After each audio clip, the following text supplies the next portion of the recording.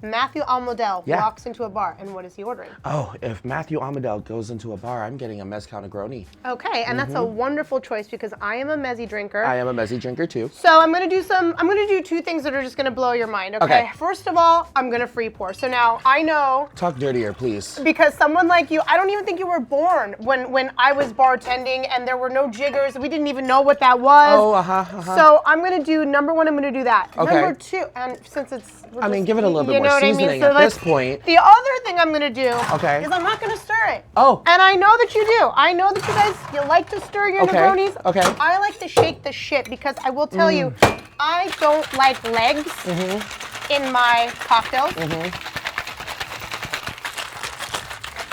So, and you know with the syrups and the fruity. Yeah.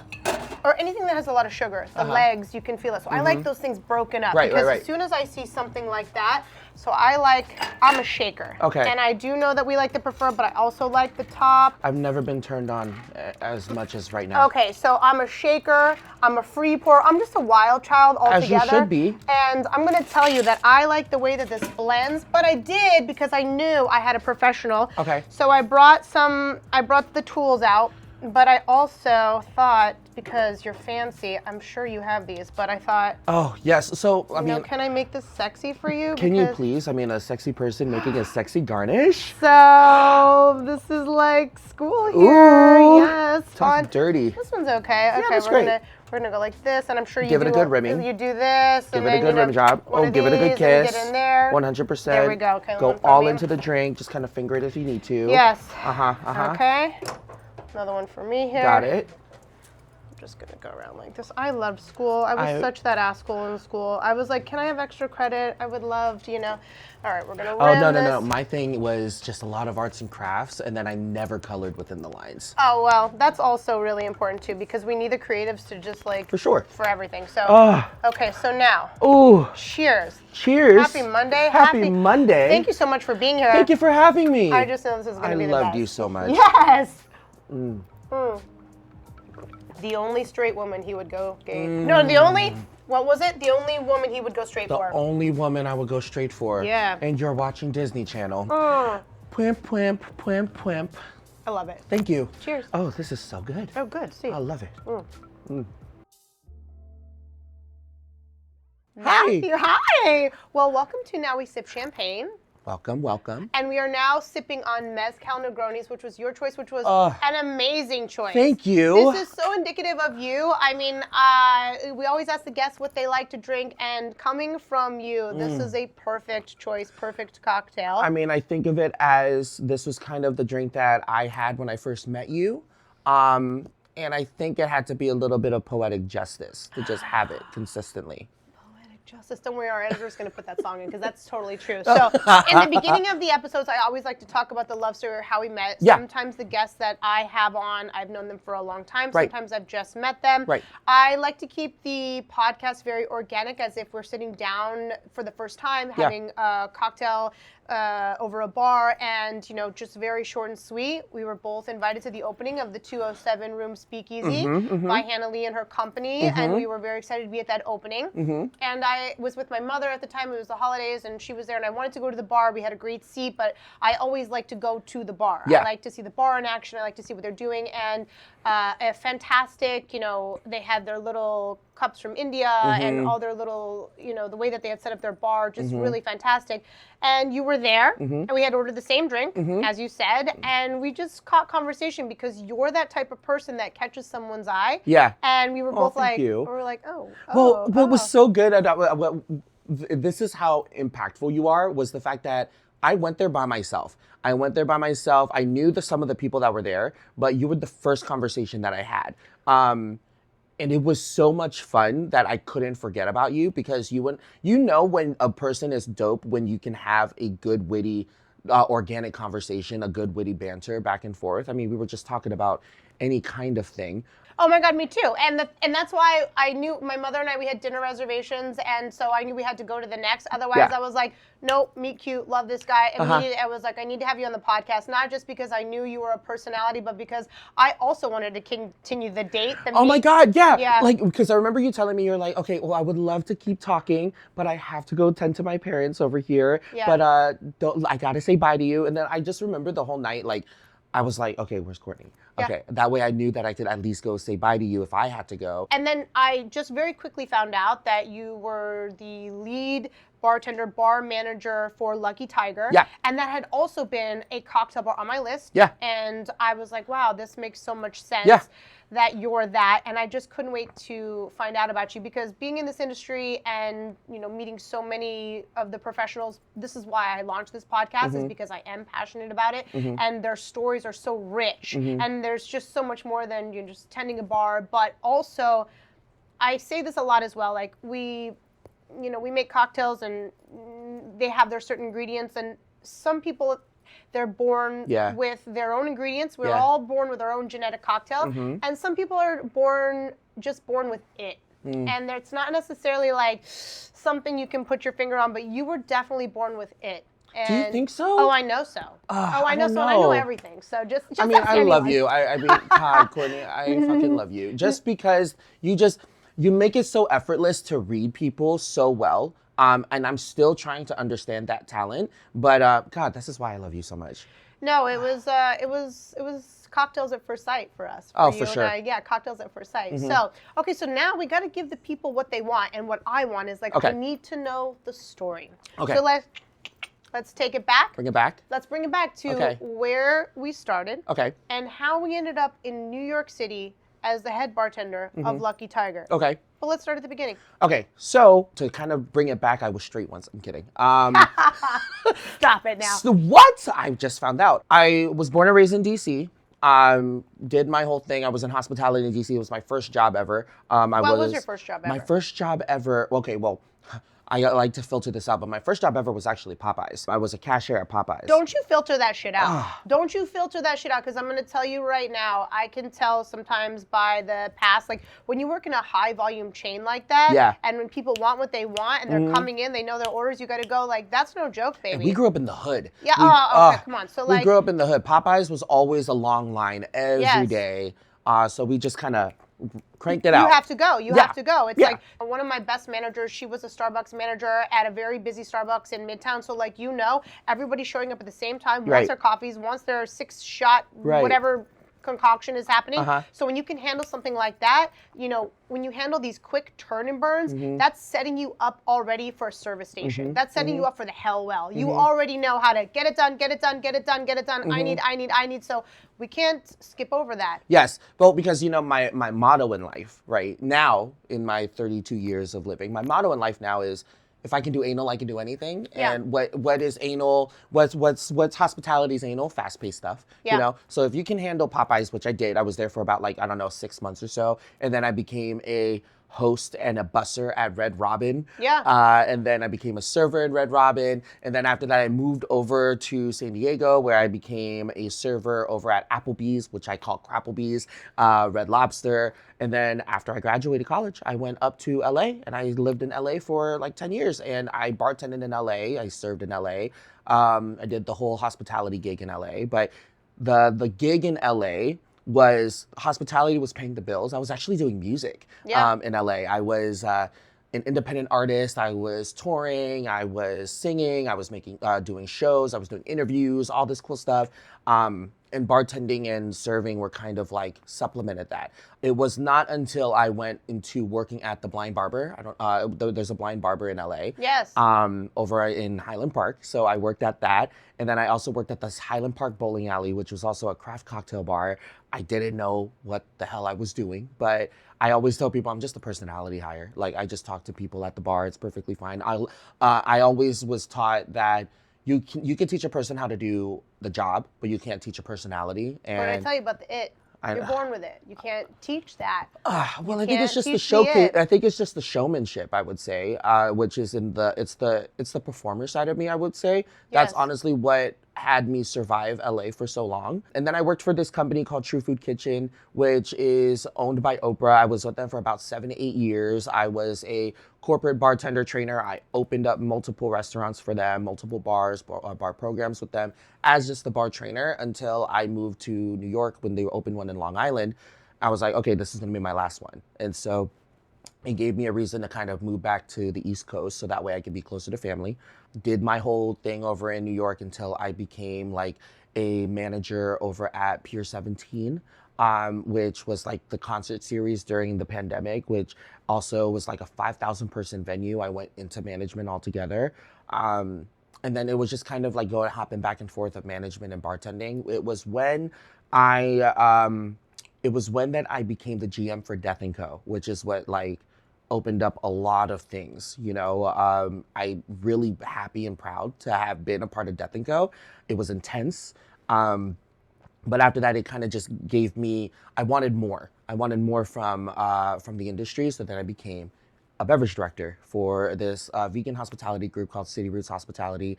It was my first time being a beverage director, but I was overlooking 7 to 8 projects, 7 to 8 concepts. I had to do multiple programs all throughout, and it kind of put me out of my comfort zone. But I was like, all right, let's do it. You know, like let me take a break from being outside of the bar and actually start running the bars. You know, had my visions, had everything consistent. I was really meticulous about a couple of things, which brought out the inner anal side of me in like everything needs to be this way. And then after that, I was like, okay, I'm a little tired. I need to remind myself that I am only in my 30s. I still have a little umph and spark in me that I could go back behind the bar. I miss the people. And so I tried it. I did it. I'm capable of it. And now I'm here at Lucky Tiger. I got into bartending. I went back to bartending and I didn't really want a leadership role because I had done it for so long. And at that point, I just became, everything kind of just started happening where I was like, okay, well, how about this? Let's talk to people this way, you know, like I'm teaching these young bartenders and young barbacks how to do these things, you know, and with no intention of wanting to move up. And it kind of just happened. And I was like, all right, sure. You know what I mean? Like, as long as I'm able to still be affiliated with the bar, and kind of bring up the morals and bring up the hospitality and the culture of the bar, that's what I find myself so passionate for, is to keep that energy alive. Because I think that New York City altogether, this industry is so competitive that we kind of separated the two between cocktails and hospitality. And I still want to build that hospitality aspect. Like, people want to come in for a good time. We just so happen to have amazing drinks, but we also have a good time. And we've been so successful about it lately. And we're going to continue being successful about it. Like Lucky Tiger, especially in the Taraya Bar area, which is the cocktail bar in the back, it's a fucking good time. I put on Palo Santo, I flame some Palo Santo, dim the lights, put candles, play some good 90s, 2000s R&B, and it becomes a good time. Okay, so let's have a cheers here because, wow, honey. I know. I mean, like, damn. Cheers to you. Thank you. Cheers to you. No. Okay, so you said so many things that I know. I'm sorry. to... You have to process. No. I'm a gabber. I process. It doesn't take me long to just see what a star you are, but I have so many things to say to that. So number one, I mean, I appreciate the Cliff's Notes. You skipping over some of those chains and things. I know exactly what it was like working for them. And the one thing I want to say is that I hope that people understand, you know, are so grateful for the arts, because I always say that hospitality and food and beverage is a one-night stand or till death do you part. Like, oh, love that. Once upon a time, I was a ballet dancer, Yeah. and the only thing that was putting me through while I was working on, you know, paying my bills and going to school and going to ballet was food and beverage. Yeah. I started as a dishwasher, and then I was a food runner, and then I was an assistant kitchen manager, and then I was a kitchen manager, and then I was a bar back, and then I was a bartender, and then I was an AGM, then I was a GM, and then blah. It's a story. Yes, it's a story, but all the while, if it weren't for the arts and the people that are passionate about acting, singing, dancing, so on and so forth, like, my gosh, would we even exist? And thank goodness that we do, because we have this, you know, performance vibe, this energy about us, you know, being on stage. So we also have been given this gift of knowing what it's like to be on, right? You're a performer, you're a singer, so you know when you step on stage, you're on. You have to have your singing hat on, you are performing for an audience. So you do that same thing when you're in hospitality and food and beverage. And food and beverage is the only industry that will allow you to kind of, like I said, pick it up. It's not a strict 9 to 5. You can work it part-time. You can maybe last minute call out because you have an audition. Last minute you have a show. I mean, it's very... Super flexible. It can be super flexible. I've had many aspiring X, Y, and Zs over the years where I understand, and we want you to, I always say when they're working for me, they're helping, my dreams come true by getting my company to be where I want it to be, and at the same time, I'm helping their dreams come true, and I've had a lot of people that have walked through the doors that have achieved those dreams or have stepped to that next level, so it's really beautiful, and everything that you've done, while remaining true to yourself, as in you knew what you wanted to do, you knew you wanted to pursue the arts, you wanted to be a singer, and so you took the job to pay the bills. That's it, you wanted to pay the bills. But I know that everyone that has come across you was able to benefit from who you are inside, which I'm sure comes through your singing, which comes through your art, and then comes through as the person that you are. And like I said, I'm 41 and I have a hospitality company. I didn't think that would be the role. And as you said, you've climbed up the ranks, you've held all the positions, and then the best thing you can do is pay forward your story for all the other aspiring artists or the aspiring X, Y, and Zs to just say, keep chipping away at it. Right. And, you say you're so young. I mean, I didn't open my first place until I was 32. So you can do so many things. So there's that. There's that. I just want to, put a pin in. But there's something else you said that resounds so heavily with me. It's a ringing in my ear. And so I opened UES, my first speakeasy in 2017. Right. And I was very passionate about cocktails. I had traveled all over. I loved the idea of the speakeasies. There were only a few. So when I opened UES, there was really only PDT. There was employees only. There was Bathtub Gin. I think Death & Co. And then I came in with my ice cream shop speakeasy and then hit the ground running and then we were it. Yeah. And I remember younger generations ordering old fashions. And mind you, I'm from Las Vegas where it's, Love it. vodka Red Bulls and shots of Jaeger. 100%. And just get that, you just want to get drunk. Nobody cared about a cocktail. And certainly, like I had said to you previously, there was no jiggers. Nobody had a jigger. No, you had to survive. Yes, and we also had, count, pour tests and things like that. Okay, but at the same time, in a club environment where your vodka Red Bull costs $30, it was like, all right, if you happen to be, 2.5 versus 2.25, you're okay. So then you come to New York cocktails had made a comeback and I was, the first one to say that back bars were resembling kitchens, right? So these were the same thing. You meticulously plan what goes on a plate. You now are meticulously planning what's going in a cup and or in a glass, and you are tasting ingredients and you're making this right balance, and it became this whole industry that is just shot off. And I love that. And certainly this is not new to any of the other countries because everything great that we have has stemmed from Japan, has stemmed from, Spain and from UK and so on and so forth. Italy, all the spirits are drinking Campari and vermouths and things like that. These are not Europe, Asia. Yes. Right. So that was nothing new to them, but certainly new to the U.S. and also new to New York because New Yorkers also, they want their drink and they want it fast. They were they're always fast paced. Right. So I remember when I first wanted to launch a cocktail menu, they were like, New Yorkers are not going to wait for this. I'm like, they're not going to have to because if I have the right bartenders, they're going to get it out in the same amount of time. 100%. Yes, because I've been to the other countries where they can do it just fine. Not only are they doing this in other countries, they're doing them in white jackets. As in, like it's nothing to them. Right. They're going to get out 6 ingredient cocktails and they're not going to blink twice. They're not going to huff and puff over that. They're going to get it done. So I knew it could be done and I knew that it just needed the right types of professionals to do it and then did. Now what I did see though, is that because remember once upon a time a bar was just like a slab of wood and somebody behind that bar, some sort of swill, some sort of whatever that they could find poured in a cup. You would go to the bar, your bartender is your therapist, is your best friend, is your, maybe your amour, whatever it is. That's what the bar was. It was this home for the flagrants. It was this home for the Lost Boys. It was just this home for the Lost Boys. Yes, it was the home for that single person. And so that should never change. I am a person that goes everywhere solo. Everywhere, always. I travel solo. I go to bars solo. I want to, be solo just to be able to truly experience, the venue that I'm at. And what I found after a while and it's the same in kitchens because I worked in kitchens, is that there is a little bit of ego that becomes introduced, right? Woo. And I will be the first one to say that bartenders, kind of became these like egomaniacs where they knew that they were the kings once they were creating these cocktails in these cocktail bars, these highly coveted cocktail bars, these speakeasies, these, oh my gosh. And so then I would go to, and I won't name specific names, but there were a couple of these bars where I would go in and you can't even get a hello. 100%. They don't even want to right. talk to you. They're Little just like, what do you want? Right. And they're scientists. They're mad scientists behind the bar. Yes, you created my 6-ingredient cocktail. And yes, it's balanced and it's delicious. And yes, you have the most amazing shake I've ever seen. But what's up, babe? How you doing? I know. Like, let's talk. Let's talk. But how are you? They don't want to do that. So I love what you said about bringing that hospitality component back into it because, we don't want the bars to become so sterile that it's just about getting that perfect cocktail. When you go out to dinner and you go to maybe a Michelin restaurant and you know that I know what the back of that kitchen is looking like. It's intense and it's, the pressure is on, but you're not supposed to exist as the guest in that environment. You're supposed to exist on the other side and you're speaking with, whomever you're sitting at the table with and you're enjoying food and drink. But then when you're in the bar, you're essentially in that kitchen, in that environment. It's a little bit tricky, where they want to produce something that's amazing, but the tension is there.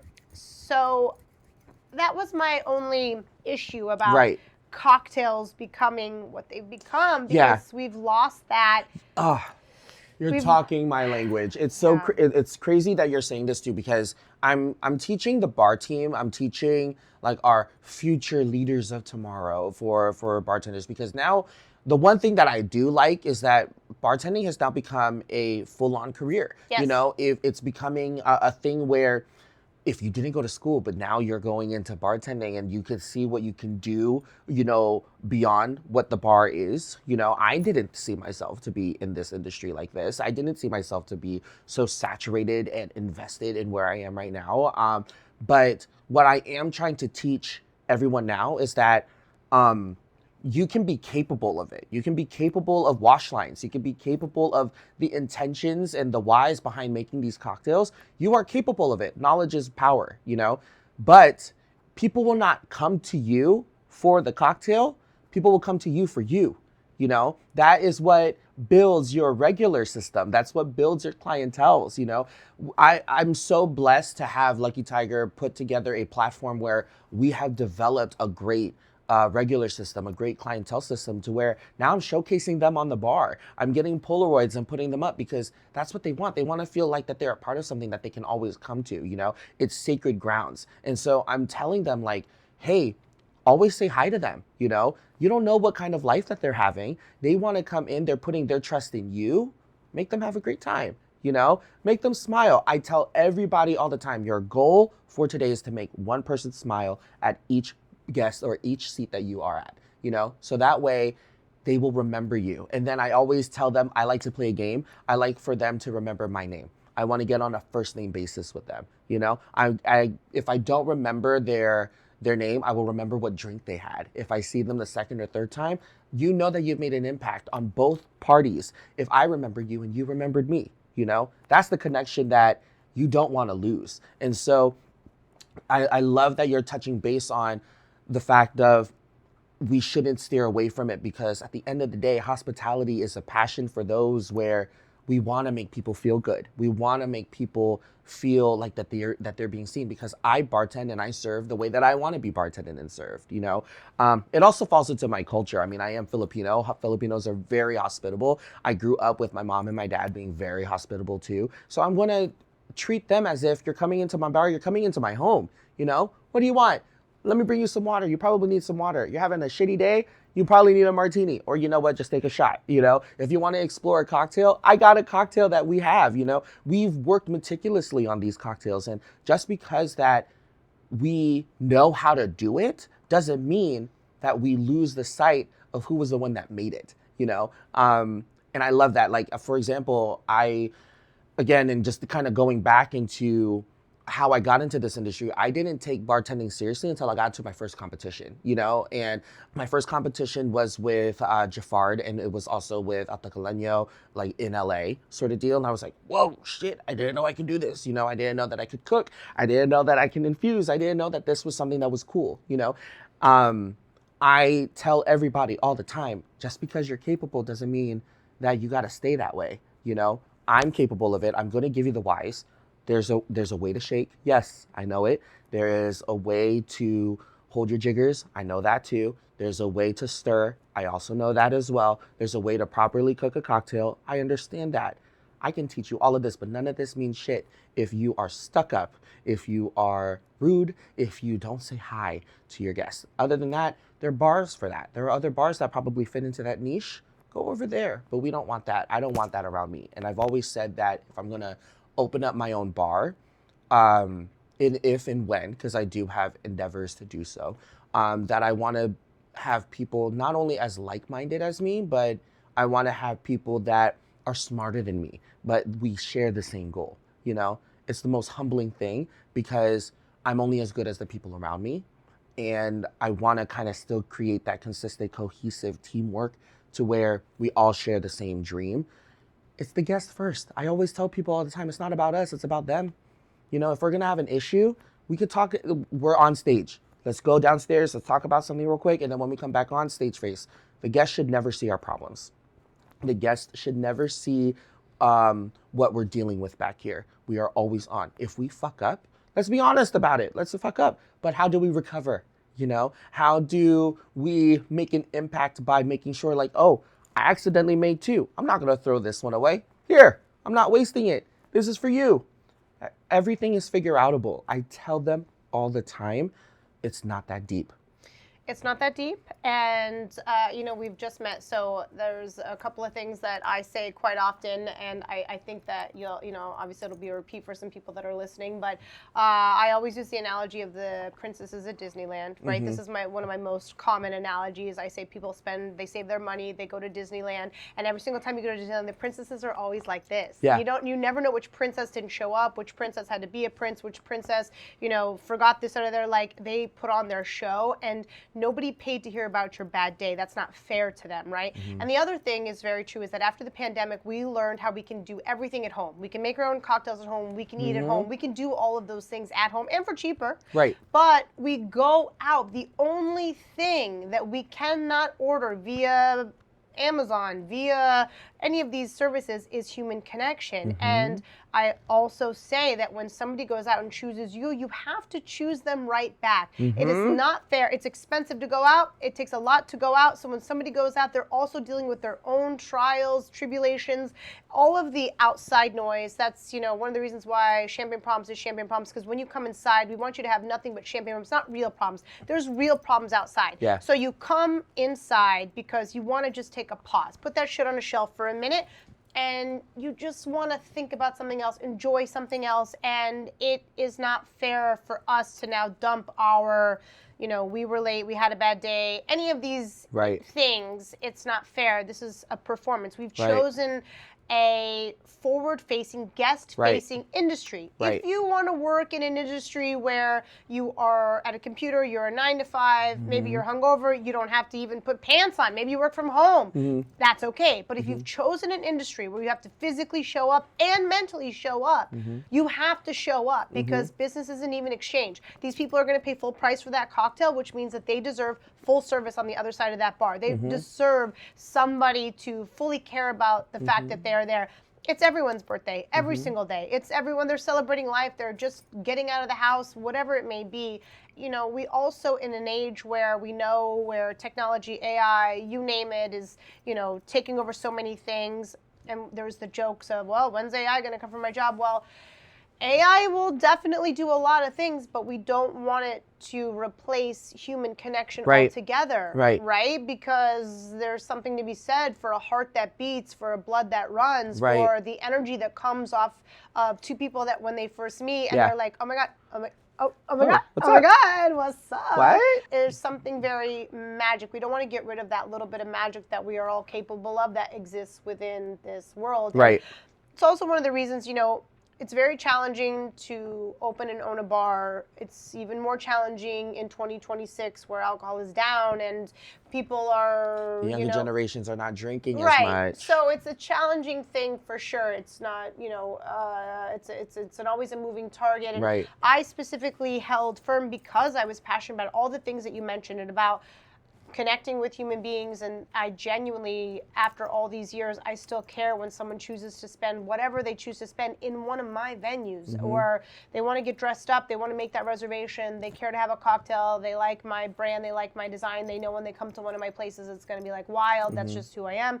So yeah, it's great that you are instilling this, and as a young person yourself, to know how vital that is for us, and to keep that going. Like, I can just say on behalf of everyone in the industry, like, thank you so much. Because, thank you. Yeah, I hope you hold on to that. I know you will, but I hope you hold on to that forever. It definitely separates you from the rest, and it gives you this, this edge, this spark that we have lost along the way, because like you said, at the end of the day, it's just drinks, right? It's not actual brain surgery. It's not actual shit where, like, if you fucking fuck up and it's like, it's a real thing, like, your reservation, okay, we made you a bad drink, we'll fix it. Your food is cold, we'll fix it. You made it for 4, we only have a table for... All of that shit is fixable. Get the W, be kind, offer some shots, give them a cocktail, make them laugh. This ain't that serious, baby. That's why I say all the time, like, so we just did a menu flip at Lucky Tiger. And the cool thing that I love about this flip now is us bartenders and our staff got involved into the R&D process for this. So now we're fully invested in this menu because we were a part of something.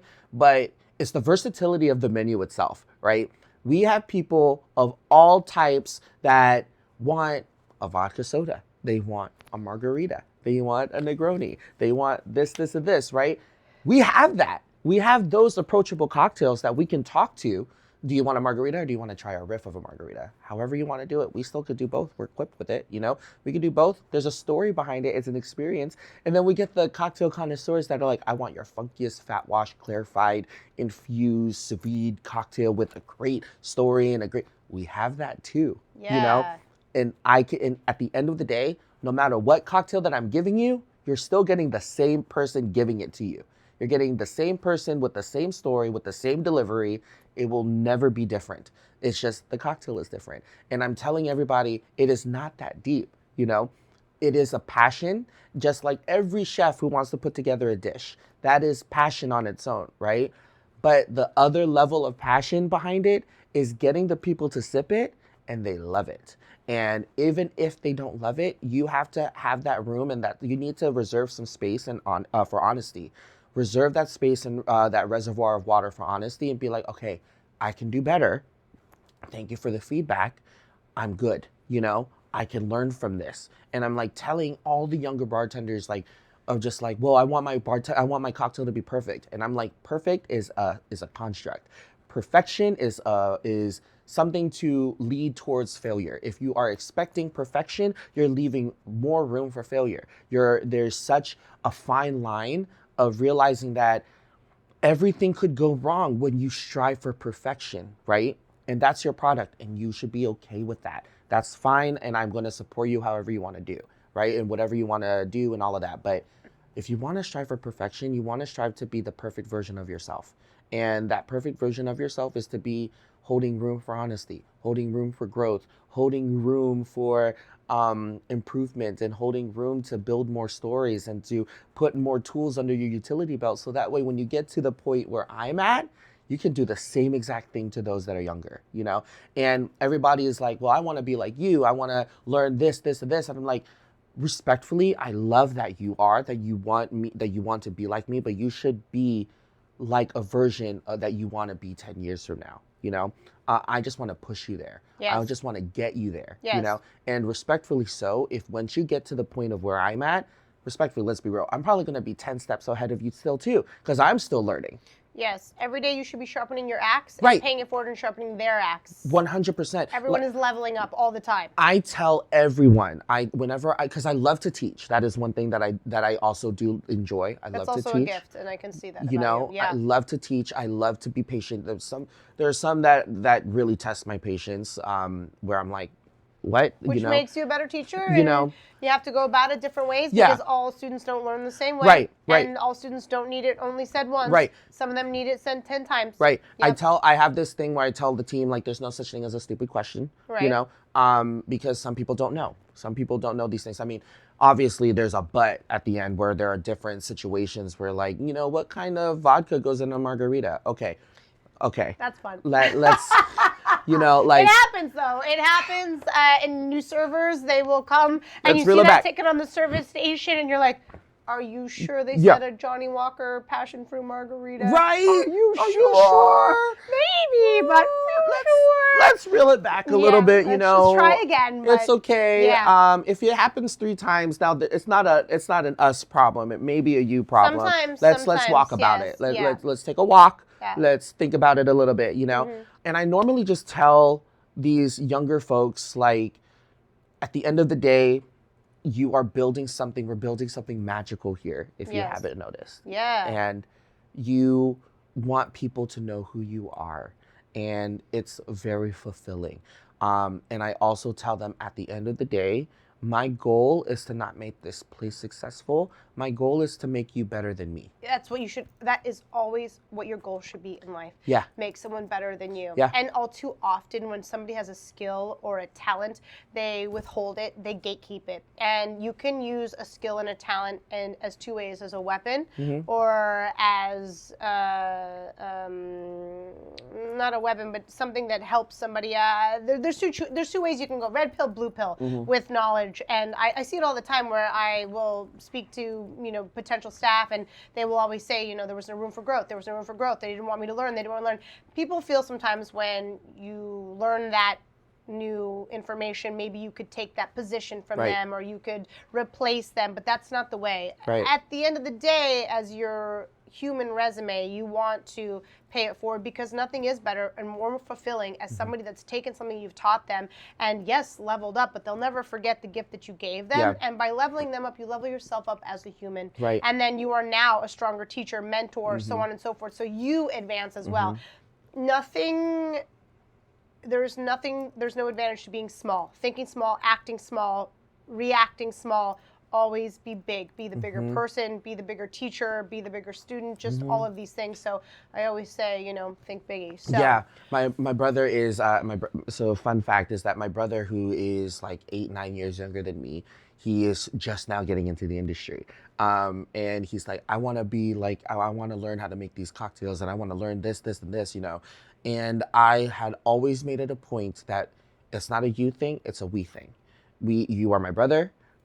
If you want to succeed in this and if you want me to help you, then it's an us thing. We are going to celebrate your wins, you know. Then he's like, well, I want to kind of be, I kind of want to like develop kind of walk of the path that you were able to endure, you know. And I'm like, you will get there. I'm not saying that it will happen and I'm not saying it won't happen, but it will probably happen regardless. And it's like, whenever you win, we're going to win because this is for you, you know. I see, like, the fact that he's like, what, 22, 23, and he is working at a really good bar. Like, this is something that he had accomplished that I'm really proud of. I'm like, God, man, by the time that you get to my age, you're probably going to get so much better than me. And I love that for you. He'll be running your bars. Yeah. He'll be running your bars. That's exactly what we'll... You know what? And it's like, it's crazy because my lower back hurts now, you know? So you go through all that admin stuff that's going to have to happen and he's going to run it. This is something that was born into you, who you are, not something that can be taught. You've been given this gift of being a teacher, a person that pays it forward. And you just have this aura, this energy about you that's infectious, that obviously pulls people in, pulls strangers in, because true or false, we went to the same bar, cute bar, right? It was a cute bar, I love it. red motif. We loved it. Yeah. We had the same cocktail. It was good. I couldn't tell you really much anything about it. No. We met. Out of all the things we pulled from that bar, a nice ambiance, a good cocktail, the one thing that we truly pulled from it that we can remember and like run and replay in our minds was our connection. Yes. Was our meeting. So as you can see, the power of that human connection. And yes, it was important that the cocktail tasted good, because if it didn't, I'd be like, All right, but all I would say is it wasn't that great. I remember enjoying my cocktails. Could I tell you exactly which ingredient and if it was perfectly balanced and this, that, and the other? I liked the little details of this, that, and the other, and they were all very kind, and the water was filled, and then the room was nice. But the thing that I pulled, the most important part of that evening was my connection with you. Aww, right? I love you. And so it just goes to show again how powerful that human connection is. And wow, yes, you want to have a beautiful bar, and yes, you want to make perfect cocktails, but damn, if that human connection, if that human component isn't still the most important part of being out, being in food. Most impactful part. Yes. Okay, so quit fucking around, okay? Okay, I'm sorry. Please quit fucking around. We know sorry. you're amazing. I want you to tell me right now who Dumb was about. Who what? Dumb was about. Oh, I shit. brought it there. You didn't think Mama knew. Oh, shit. Oh, shit. Where's that? Oh, you did that the first? dirt. Oh, I did it. You dug. And let me tell you, I don't do a lot of digging. I don't do that on purpose because I don't want to come knowing all the answers. Oh, I love you for this. But okay. I had to skim.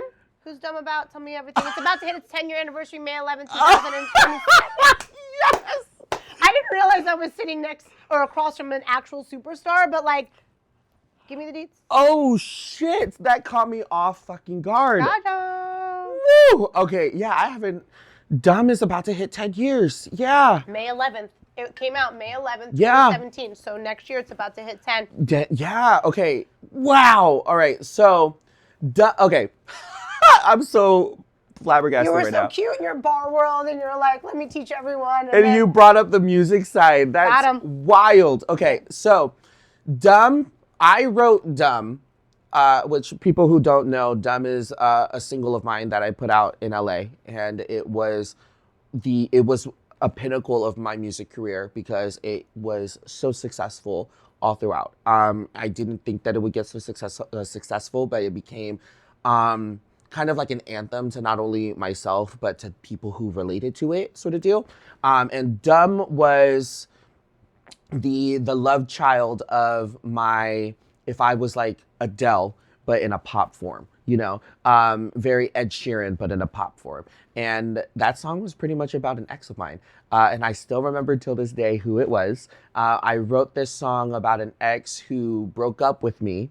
And he was like, I can't do this, you know, like he was just not a good person at the time. And I still don't wish, at this point, I don't wish any ill on him because we were young, you know, but that. How young? Like 21, 22. Okay. You know? How long were you together?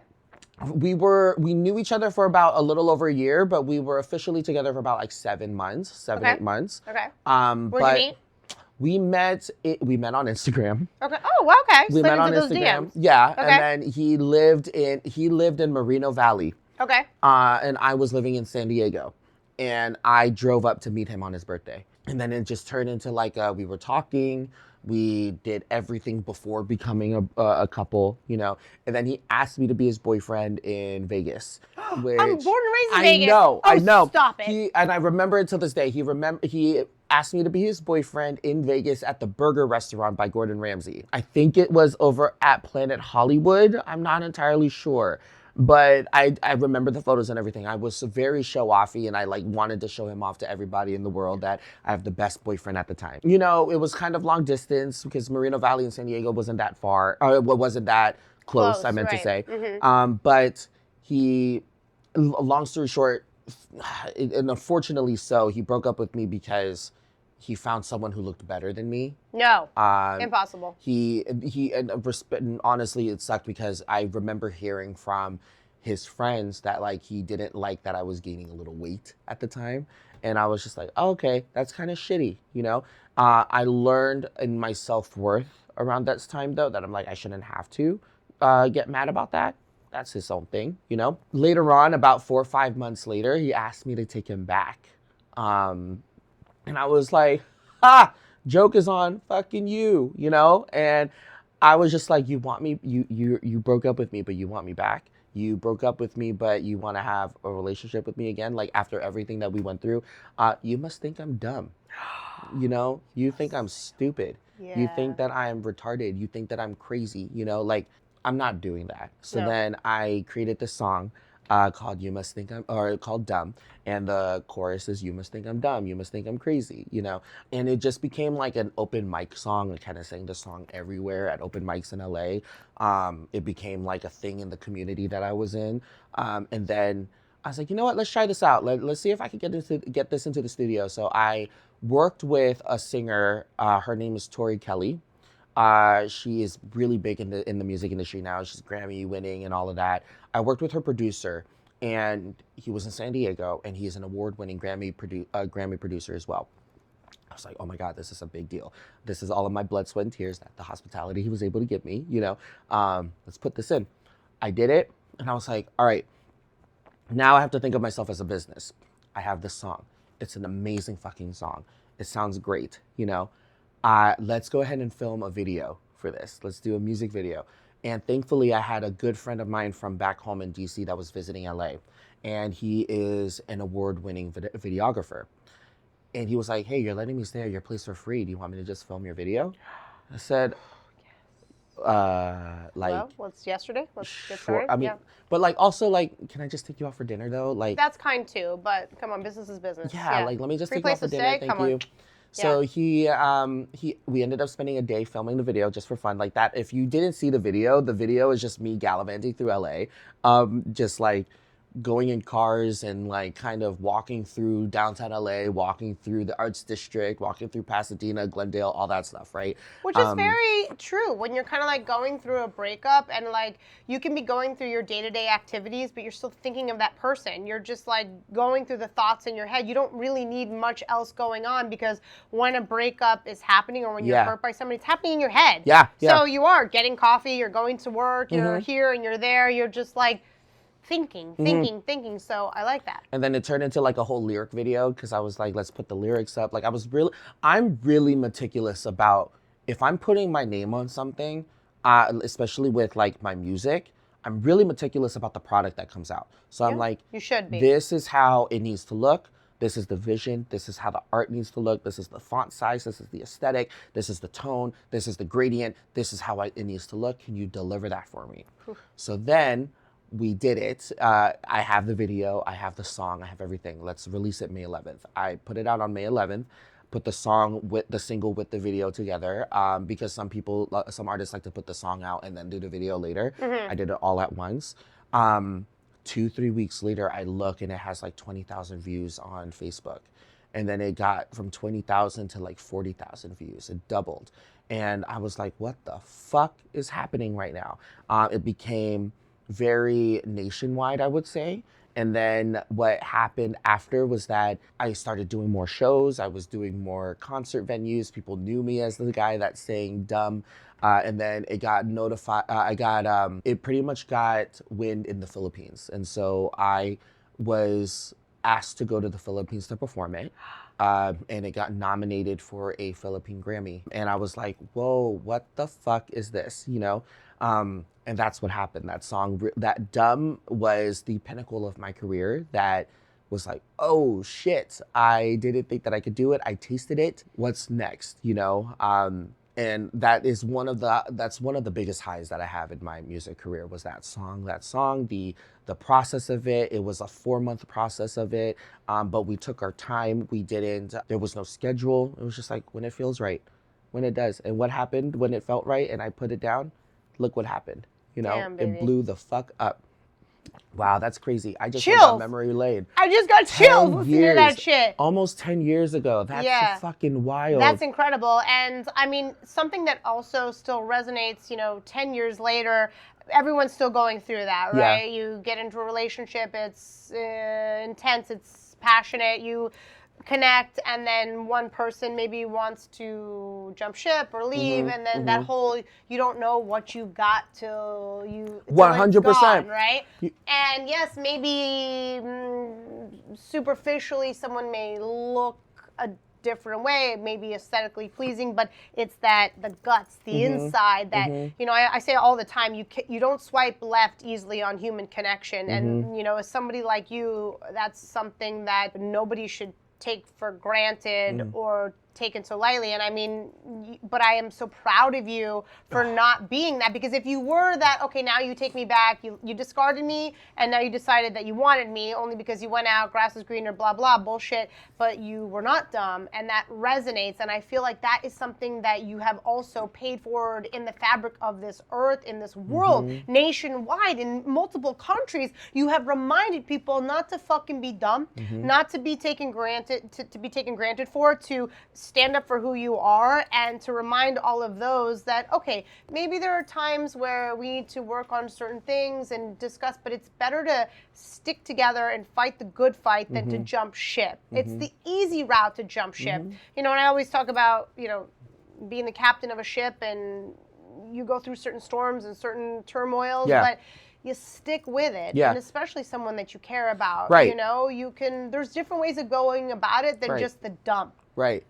Because, like, yes, okay, maybe there were some aesthetic things that could have been something that they wanted to be discussed, but all those inside things didn't change about who you are, about that amazing man that you are. And so I'm so proud of you. I'm so that's incredible, and certainly something that I hope that you hold in your arsenal as a real shield and tool that you've had. And okay, so then now my question is, so you were a professional artist, you have hit the top of the charts, you have you know, traveled, you've done all this. Now you are a beverage director at a cocktail bar in New York City.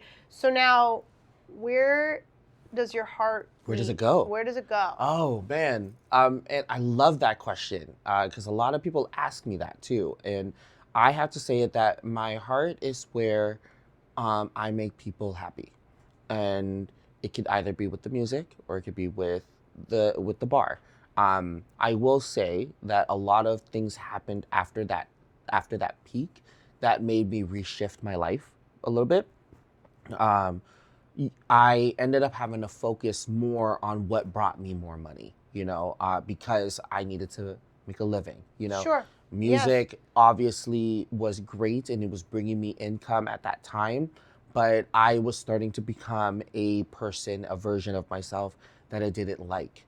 I was saying yes to a lot of things. I signed the deal with the devil in the industry over in LA, you know. And it brought me down a little bit. So I had to reshift it to being like, okay, I'm also really good at the bar. I'm also really good at making drinks. I'm also really good at, you know, putting shit together. I'm really good at teaching. I'm really good at fostering, you know? So now I tell people that I'm here at the bar. I make good drinks. I help run a program. I help run a team. I just so happen to also do music. You don't know that until you do some digging. And I'm not going to tell people about it, because what you're seeing now is the version of me that I'm presenting to you, which is one thing that I'm also very passionate about, you know? I think that I have equally separated that, because I still have my guitar at home. I still love to sing. I still love to I still put drinks together. Funny. I still like to write songs, and I still like to make covers, you know? There's a time and a place, but this pays my bills. And I equally love it as much as when I was doing music. And I think that's fulfilling on its own, because it's still impactful in a way. I tell people all the time that the only use that I want the only thing that I want in my life to make me feel useful is to know that is for you to remember my name. I don't care how, you know. But if you remember my name, I did something right. I think I'm gonna get it tattooed after this episode. So I mean, I'm not. I was thinking about putting your name, like, tatted as like a tramp stamp on my lower back. Doubles. I think. Can it? I think so, and then we always have our great story. For sure. So next to the drink that we ordered that we don't remember. Exactly. So listen, once upon a time, I was a ballet dancer. Nobody knows this about me. I was also a Muay Thai fighter. Nobody knows this about me. Some people know it about me, but the thing is like, I never thought I was going to be 41 with a hospitality company with a bunch of bars, but I do it also because I love it. And I can tell you that passionate people are passionate people, and the artists are artists, and it comes through, and we are able to provide that extra experience. And you don't know, you're so young, you know, you could still be a singer. You could be anything you fucking want to be, but I will definitely encourage you to stay true to your path and your core. And what you said is all that matters, is just fucking be happy, man. Be happy and do. Because it's not that deep. No. And just like do whatever lights your heart on fire. And the second that doesn't, you just change. You have to pay the bills. You have to do something that's fulfilling. You want to make a difference. You want to pay it forward. You want to be a good human. Yeah. That's truly all that it is. And that's all that I care about. Yeah, there's a lot of ways to make a lot of money and not be who you are, not be able to look at yourself in the mirror. We obviously know that that's a path in the world. And sometimes, you know, you're not monetarily rich, but you can be soul rich. And I think it's more important that your soul is rich than your bank account sometimes. So, because don't get me wrong, like this economy now, like we're all like money is now a whole conversation. It's a whole topic in this economy. In this fucking economy, Exactly. I'm surprised that I haven't even built an OnlyFans at this point. But Same. You know I what mean, honestly, I say it all the time. What did I do? Honestly, like I tell people all the time, I have a branding. I am built like Bathsheba or Rathsheba from Norbit. Like I can totally work on that. You know, I can capitalize on that. That's perfectly fine. Maybe I could do some stand-up comedy, mostly sitting down, so it's sit-down comedy. I don't fucking know. You know, I just know that it's not that deep to make someone happy. It's not that deep until it is, and then we're happier. Yeah, the only deep that I want is a deep throat, and that's okay. Okay, last question, because you're in the industry and you're in the cocktail industry. Okay. 3 bars you want to try. Go. 3 bars I want to try that I haven't tried yet? Yes, on your list. Fuck. What's on your list? Fuck. Okay. Okay, but actually, 3 of your favorites, 3 you want to try. Give me 6. Fuck. I know, but it's on the spot. That's okay. a double penetration that I didn't lube up for. Well, sometimes they surprise it on you. I mean, fuck, I haven't even douched yet. Okay, so 3 bars that I want to try. I would say it's Seed Library.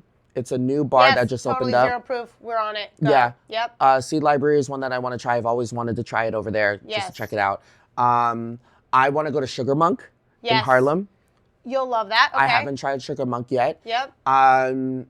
There's another bar. And then in LA, Thunderbolts. Okay.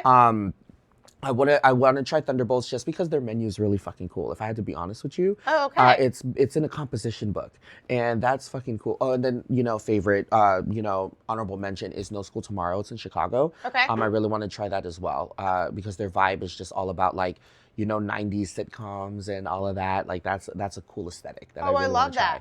So those are the 3 bars that I really want to try. In my favorite bars that I like to go to. It really depends on what kind of night that I'm having. If I want to just be around really cool people and like a really good nightlife bar, Super Bueno is always going to be a good time. Yes.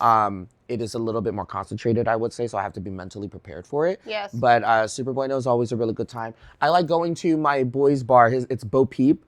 Bo Peep's great. Yeah, my boy is the head bartender over there, and nice. It's such a great time. He's a great time. I like to hear all the people singing. It's really nice, so I like going over there. And then my third one, if I had to say, I forgot the name of it. It's a dive bar, 40th and Lexington. Dive on 40th and Lex.